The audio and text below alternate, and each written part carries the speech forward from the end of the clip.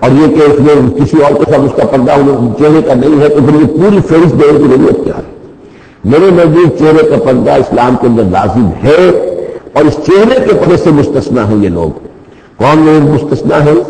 الا لبعولتہن، ان کے شوہر نمبر ایک، آو آبائہن، یا ان کے باپ، اور باپ سے مراد باپ، دادا، چچا، یہ سب چلیں گے، اور آبائے بعولتہن، یا ان کے شوہروں کے باپ، اور ابنائہن، یا ان کے اپنے بیٹے، اور ابنائے بعولتہن، یا ان کے شوہروں کے بیٹے، یعنی ان کے شوہروں کی کسی اور بیوی سے اولاد ہے، بیٹے ہیں، تو وہ بھی محرم ہے، وہ نامحرم نہیں ہے، اور اخوانہن، یا ان کے اپنے بھائی، اور بنی اخوانہن، یا ان کے بھائیوں کے بیٹے، اور بنی اخواتہن، یعنی یہ بھتیجے ہو گئے، اور بنی اخواتہن، یا ان کے بھانجے، اور نسائہن، یا ان کی عورتیں، اپنی عورتیں، جان پہچان کی عورتیں، عام عورتیں نہیں ہیں، نسائہن، اور ما ملکت ایمانہن، یا یہ کہ جو ان کے غلام اور ان کی لونڈیاں ہیں۔ اکثر و بیشتر اہل سنت کے نزدیک یہاں مرد غلام مراد نہیں ہے بلکہ لونڈیاں مراد ہیں۔ اب تابعین غیر اولی الاربۃ، یا ایسے تابع لوگ جو کہ صرف خدمت گار ہیں، بعض اوقات ہوتا ہے خاندانی طور پر جو ہے وہ خدمت گار کرنے والے ہیں، باپ بھی کوئی ملازم تھا اسی گھر میں اور اس کی اولاد بھی وہیں پر ہے، وہ بھی کام کر رہی ہے، بچپن سے وہیں پڑے ہیں۔ ایسے لوگ ہوتے ہیں کہ جن کے واسطے ان کے گھر کی خواتین سے اس طرح کا خیال کبھی نہیں آ سکتا کہ ان کے بارے میں ان کو بری بات سوچیں۔ ابھی تابعین غیر اولی الاربۃ، یا وہ تابع ہے کہ جو کہ کوئی غرض نہیں رکھتے اس قسم کے معاملات سے، یا بدار مردوں میں سے۔ ابھی طفل الذین لم یظہروا علی عورات النساء، یا وہ لڑکے کہ جو ابھی عورتوں کے جو مخفی معاملات ہیں ان سے واقف ہی نہیں، ابھی وہ جنسی جو بھی باتیں ہیں ان سے واقف نہیں ہیں۔ ولا یضربن، یہ اب یہ فہرست مکمل ہو گئی، یہ ہے محرم لوگ جن کے سامنے عورت بغیر چہرے کے پردے کے آ سکتی ہے۔ باقی یہ کہ زینت جو خود بخود ظاہر ہو جائے، اب ظاہر ہے کہ آپ نے چادر بھی لی ہوئی ہے، کسی خاتون نے برقع بھی اوڑھا ہوا ہے، لیکن اب کسی کا قد ہے، ماشاءاللہ وہ قد ایسا ہے، سر قد ہے کوئی خاتون، وہ کہاں چھپائے گی اس قد کو؟ وہ تو ظاہر ہو جائے گا۔ جسم متناسب ہے، اب وہ جسم تو ظاہر ہو جائے گا۔ اس اعتبار سے ما ظہر منہا کو لوگوں نے لے لیا چہرے کے لیے، یہ بالکل غلط ہے۔ چہرے کا تو پردہ میرے نزدیک لازم ہے، اور یہ کہ باقی یہ کہ ان کے سامنے چہرے کے سمیت عورت آ سکتی ہے۔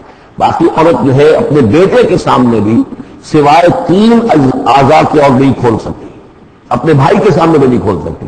چہرہ، یہ ہاتھ پونچھوں سے نیچے، اور پیر ٹخنوں سے نیچے، یہ جو 3 اعضاء ہیں یہ وہ ہیں کہ جو جس کو عورت میں یہ کھلے رکھ سکتی ہے، اپنے وہ بیٹے کے سامنے بھی، بھائی کے سامنے بھی، اور جو بھی رشتے لائے گئے ہیں۔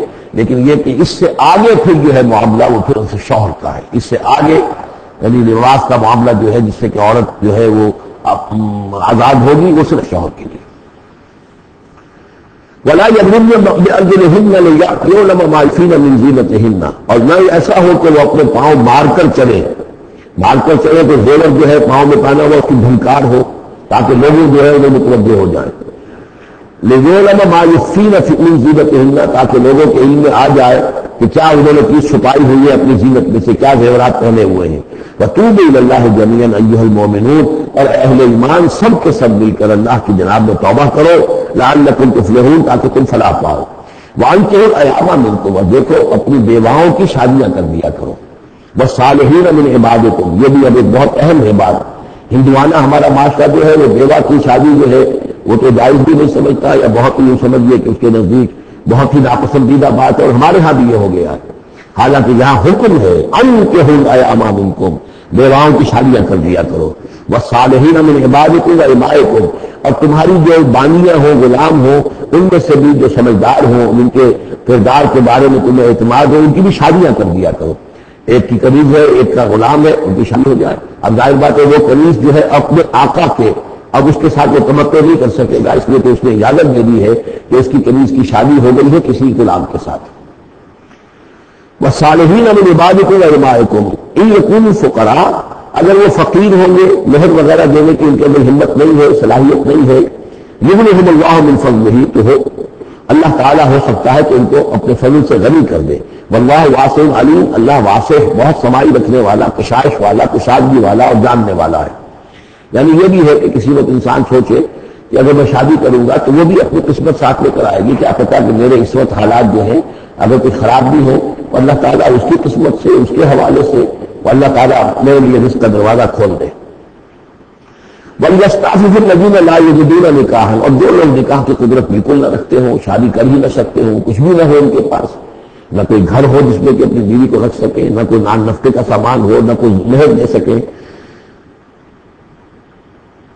وَلْيَسْتَعْفِفْ، تو انہیں چاہیے کہ وہ اپنی عفت کی حفاظت کریں، پوری طریقے سے اپنے اس جو جنسی جذبے کو کنٹرول کریں. الَّذِينَ لَا يَجِدُونَ نِكَاحًا حَتَّىٰ يُغْنِيَهُمُ اللَّهُ مِن فَضْلِهِ، یہاں تک کہ اللہ تعالیٰ انہیں اپنے فضل سے غنی کر دے.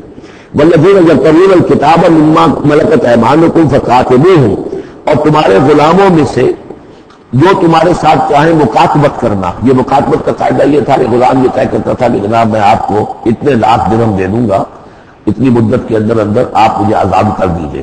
تو یہ معاہدہ ہو گیا اور وہ آزاد ہو گیا، لیکن آزادی اسی میں ہے کہ اسے وہ رقم اتنی عرصے کے اندر ادا کرنی ہے. وہ کمائے گا، محنت کرے گا، کوشش کرے گا اور وہ رقم ادا کر دے. یہ مکاتبت تھی.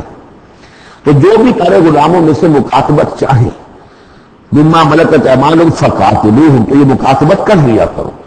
قرآن مجید نے وہ تمام راستے کھولے ہیں کہ جن سے غلاموں کی آزادی کا جو ہے آسانی کے ساتھ تدریجاً سہج انداز کے اندر ان کی غلامی کا جو ہے سلسلہ ختم ہو، آزادی کی طرف راستہ کھل جائے. فَقَاتِلُوهُمْ إِنْ عَلِمْتُمْ فِيهِمْ خَيْرًا، اگر تم دیکھ رہے ہو ان کے اندر کہ خیر ہے، بھلائی ہے، واقعہ یہ شخص اعتماد کیا جا سکتا ہے، یہ بھاگ نہیں جائے گا اور یہ جو بھی کرنا چاہ رہا ہے معاہدہ کو پورا کرنے کی اس کی نیت ہے. وَآتُوهُمْ مِنْ مَالِ اللَّهِ الَّذِي آتَاكُمْ، پھر ایسے لوگوں کو جنہوں نے مکاتبت کی ہو تم بھی مال دیا کرو جو اللہ کا مال تمہارے پاس اللہ نے تمہیں دیا ہے. یعنی لوگ مدد بھی کریں اس کی تاکہ وہ اپنی اس رقم کو جلد از جلد ادا کر کے اور وہ پھر آزاد ہو جائے. وَلَا تُكْرِهُوا فَتَيَاتِكُمْ عَلَى الْبِغَاءِ، اور دیکھو اپنی باندیوں کو، چھوکریوں کو، یہ جو باندیاں قریضیں ہوتی تھی انہیں بدکاری پر مجبور نہ کرو.